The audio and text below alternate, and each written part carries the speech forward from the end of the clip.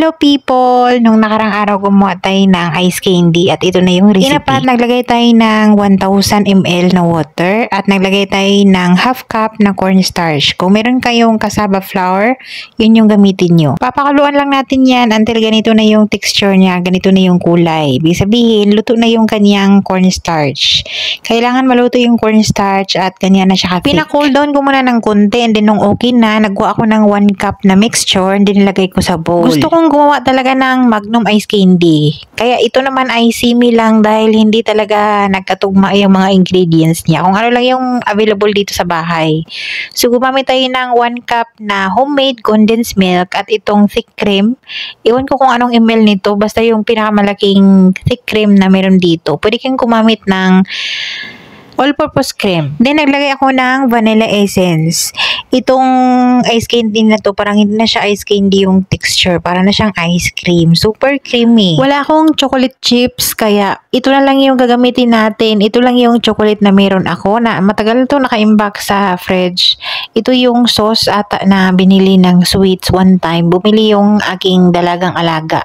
So, matagal lang natambak at matatapon lang din yan. So, ininit ko lang yun sa microwave. Gusto ko sanang gumamit ng dark chocolate chips nito para mag-blend talaga yung kanyang pait tapos yung tamis ng ating mixture na sa ice candy. Kaso lang, wala tayong available. Gagastos pa tayo.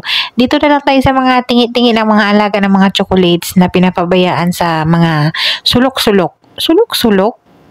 Gilid-gilid. Sa tagal ko dito talaga sa Saudi, ngayon lang ako nakatagpo ng ice candy wrapper. Iwan ko ba sa supermarket, wala akong makita talaga. And sa tagal kong nag-scroll sa Shein, meron ng available na mga cooking things, mga kitchenware, hanggang sa nakaabot ako na nakita ko na yung itong wrapper. Medyo malaki nga lang siya, para siyang wrapper ng tingi-tinging oil sa tiyangge. Pero okay na yan, at least meron. Ang nakalagay kasi doon ice candy lang, walang number. So okay na yan. At least meron. Pang-consume lang din naman. Kung ibebenta nyo to, sobrang luging-lugi kayo, pe. Kinat ko lang yung mga extra na wrapper para malinis siya tingnan. Pero na-miss ko talaga yung ice candy ng lola ko. Yun talaga yung nakagisna naming ice candy, yung langka. At saka yung orange. After school, tatakbo na yung mga bata doon sa aking lola para bibili ng ice candy. Siyempre yung mga apo libre. Dito naman tayo sa cookies and cream na ice candy. So yung natira na ating cornstarch mixture ay nag-add lang ako ng condensed milk dyan. Mga 1 1/4 cup yan na condensed milk yung ating homemade. Inubos ko na. Dahil medyo mas marami naman yan compare sa ginawa natin yung chocolate. So, nag-add tayo ng cooking cream na 1 cup doon. Pwede kang gumamit ng all-purpose cream.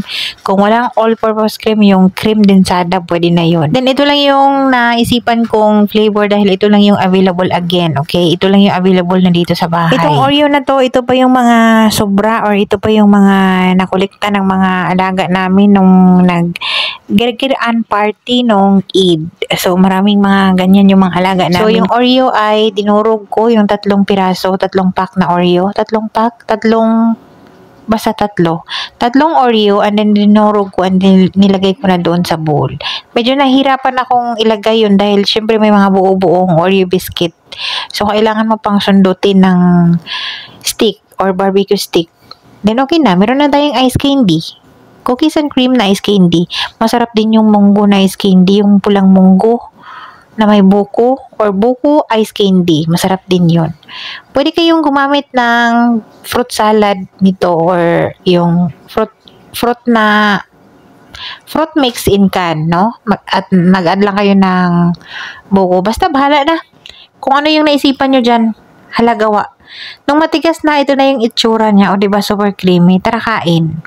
Yung cookies and cream, kinagabihan nung nilagay ko ay hinintay ko talagang matigas ang gusto kong itry kaya hindi ko na siya napakita sa inyo.